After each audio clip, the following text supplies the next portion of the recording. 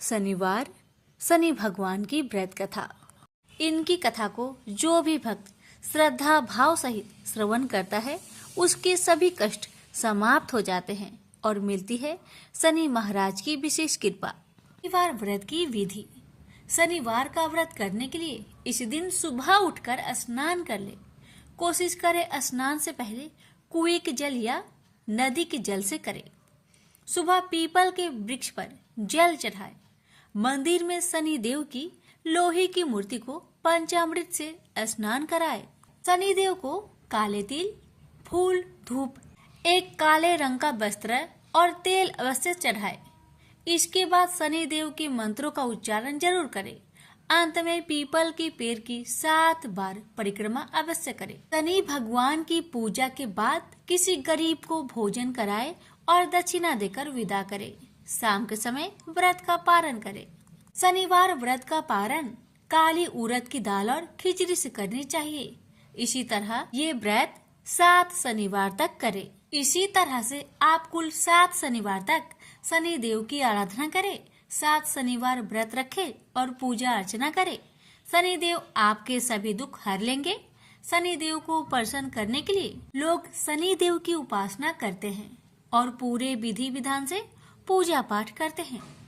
शनि दोष से मुक्ति पाने के लिए शनिवार का व्रत करना बेहद लाभकारी माना गया है। माना गया है कि शनिवार का व्रत रखने से शनि की 7.5 और ढैयों के कष्टों से मुक्ति मिलती है। इसलिए प्यारे भक्तगणों, अगर आप शनिवार का व्रत करते हैं तो कथा को अनिवार्य रूप से पूरा अवश्य सुनेगा। आप पर शनि महाराज की कृपा अवश्य होगी। प्रेम से बोलिए शनि महाराज की जय।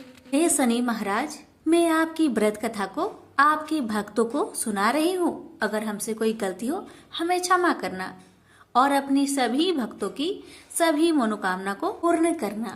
प्रेम से बोलिए शनि महाराज की जय।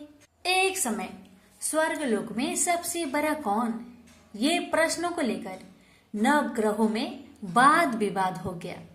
विवाद इतना बढ़ा कि परस्पर भयंकर युद्ध की स्थिति बन गई। निर्णय के लिए सभी देवता देवराज इंद्र के पास पहुंचे और बोले, हे देवराज, आपको निर्णय करना होगा कि हम में से सबसे बड़ा कौन है। देवताओं का प्रश्न सुनकर देवराज इंद्र उलझन में पड़ गए। इंद्र बोले, मैं इस प्रश्न का उत्तर देने में असमर्थ हूँ।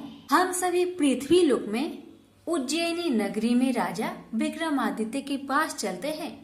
देवराज इंद्र सहित सभी ग्रह यानी कि सभी देवता उज्जैनी नगरी पहुंचे। महल में पहुंचकर जब देवताओं ने उनसे अपना प्रश्न पूछा तो राजा विक्रमादित्य भी कुछ देर के लिए परेशान हो उठे, क्योंकि सभी देवता अपनी अपनी शक्तियों के कारण महान थे। किसी को भी छोटा बताना या बड़ा कह देना उनके क्रोध के प्रकोप से भयंकर हानि पहुंच सकती थी। अचानक राजा विक्रमादित्य को एक उपाय सूझा और उन्होंने विभिन्न धातुओं जैसे स्वर्ण, रजत, कांसा, ताम्र, शीशा, रांगा, जस्ता, अब्रक व लोहे के 9 आसन बनवाए। धातुओं के गुण के अनुसार सभी आसनों को एक दूसरे के पीछे रखकर उन्होंने देवताओं को अपने अपने सिंहासन पर बैठने को कहा। देवताओं के बैठने के बाद राजा विक्रमादित्य ने कहा, आपका निर्णय तो स्वयं हो गया। जो सबसे पहले सिंहासन पर विराजमान है वही सबसे बड़ा है।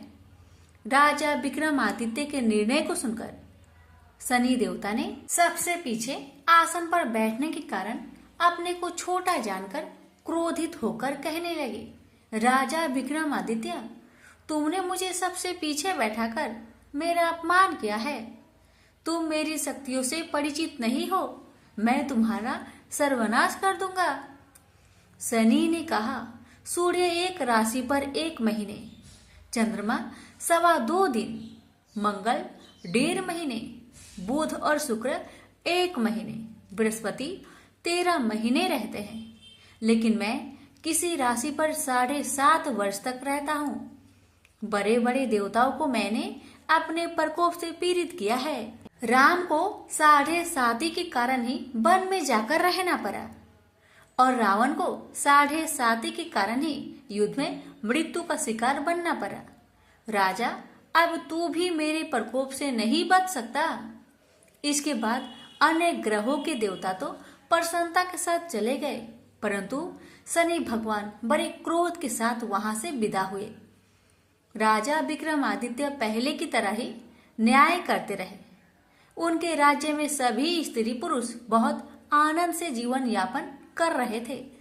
कुछ दिन ऐसे ही बीत गए। उधर शनि देवता अपने अपमान को भूल नहीं पाए थे।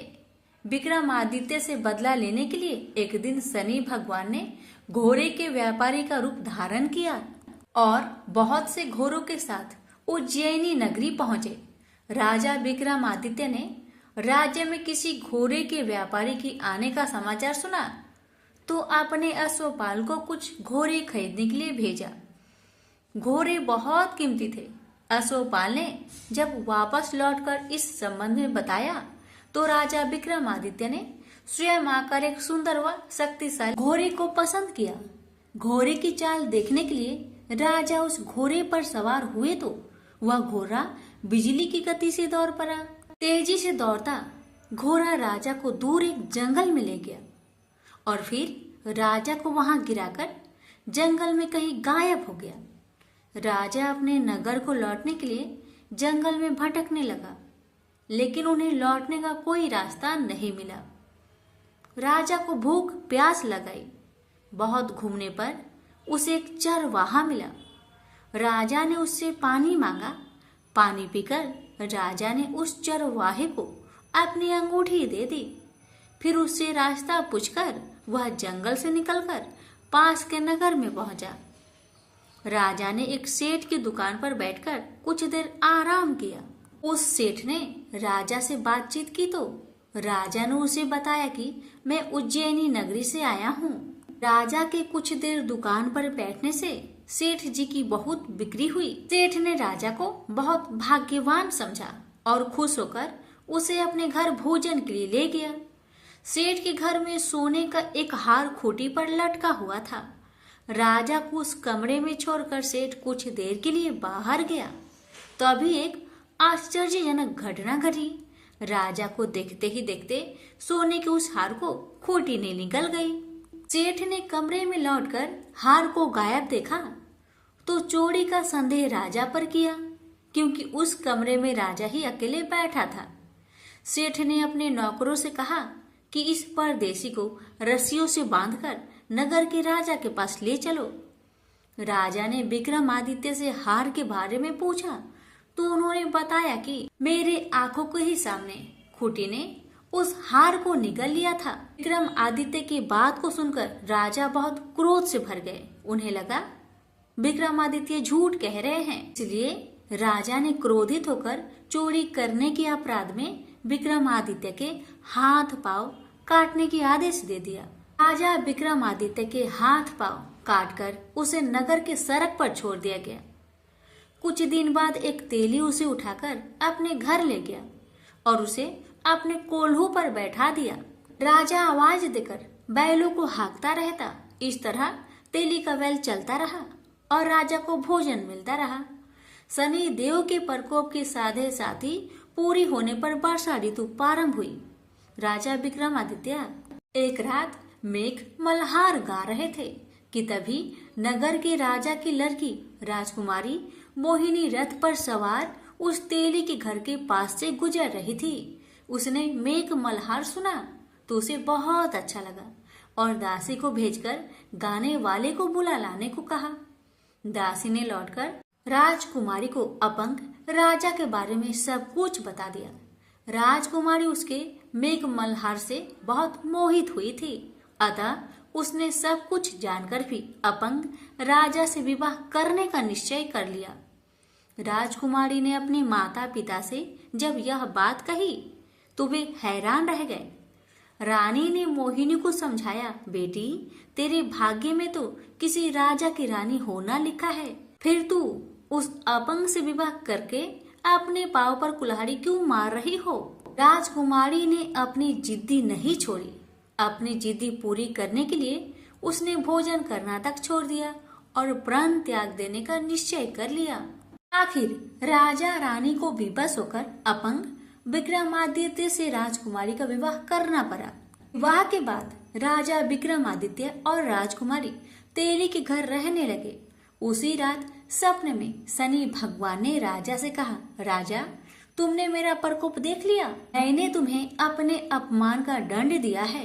राजा ने शनि भगवान से हाथ जोड़कर क्षमा प्रार्थना की कि हे भगवान, आपने जितना दुख मुझे दिया अन्य किसी को ना देना। शनि भगवान ने कुछ सोचकर कहा, राजा, मैं तुम्हारी प्रार्थना स्वीकार करता हूँ। जो कोई स्त्री पुरुष मेरा पूजा करेगा, शनिवार को व्रत करके मेरी व्रत कथा सुनेगा, उस पर मेरी अनुकंपा सदा बनी रहेगी। प्रातःकाल राजा विक्रमादित्य की नींद खुली तो उसने अपने हाथ पांव देखकर राजा को बहुत खुशी हुई। उसने मन ही मन शनि भगवान को प्रणाम किया। राजकुमारी भी राजा के हाथ पांव सही सलामत देखकर आश्चर्य में डूब गई। तब राजा विक्रमादित्य ने अपना परिचय देते हुए शनि भगवान की प्रकोप की सारी कहानी सुनाई। सेठ को जब इस बात का पता चला तो दौड़ता हुआ तेली के घर पहुंचा और राजा के चरणों में गिरकर क्षमा मांगने लगा। राजा ने उसे क्षमा कर दिया क्योंकि यह सब तो शनि भगवान के प्रकोप से हुआ था। सेठ राजा को अपने घर ले गया और उसे भोजन कराया। भोजन करते समय वहां एक अनोखी घटना घटी। सबके देखते देखते उस खुटी ने हार को उगल दिया। सेठ जी ने अपनी बेटी का विवाह भी राजा के साथ कर दिया और बहुत से स्वर्ण आभूषण, धन आदि देकर राजा को विदा किया। राजा विक्रमादित्य राजकुमारी मोहिनी और सेठ के साथ उज्जैनी पहुंचे तो नगर वासियों ने हर्ष से उनका स्वागत किया। अगले दिन राजा विक्रमादित्य ने पूरे राज्य में घोषणा कराई कि शनिदेव सब देवों से सर्वश्रेष्ठ हैं। प्रत्येक स्त्री पुरुष शनिवार का उनको व्रत करे और व्रत कथा अवश्य सुने। राजा विक्रमादित्य की घोषणा से शनिदेव बहुत प्रसन्न हुए। शनिवार का व्रत करने और व्रत कथा सुनने के कारण सभी लोगों की मनोकामनाएं शनिदेव की अनुकंपा से पूरी होने लगी। सभी लोग आनंद पूर्वक रहने लगे। प्रेम से बोली शनि महाराज की जय।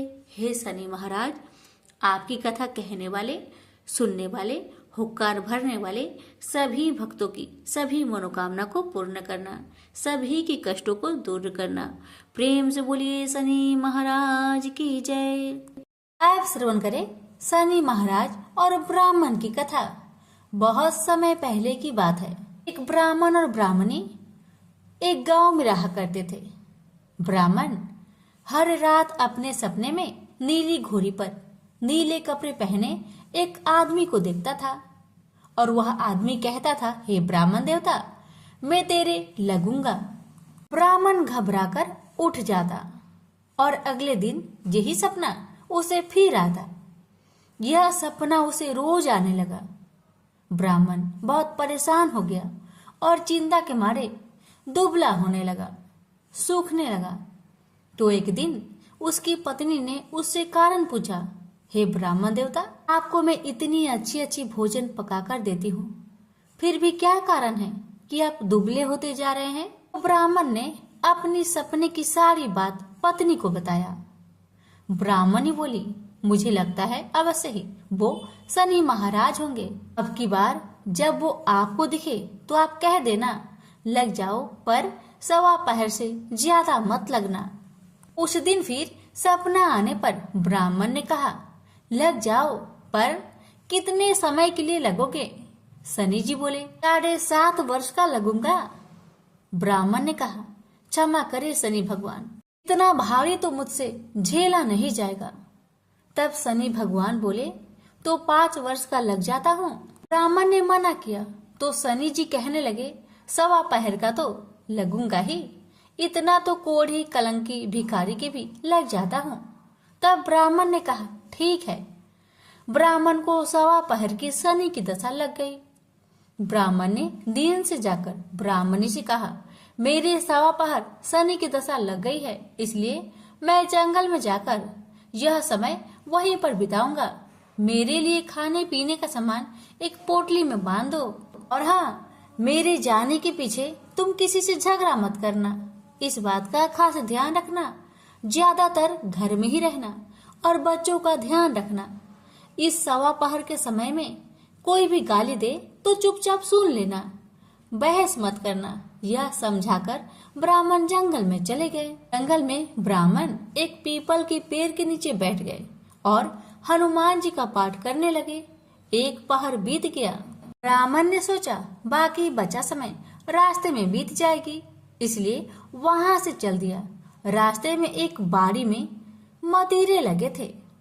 माली से एक मतीरा खरीदा, पोटली में बांधा और आगे को बढ़ा।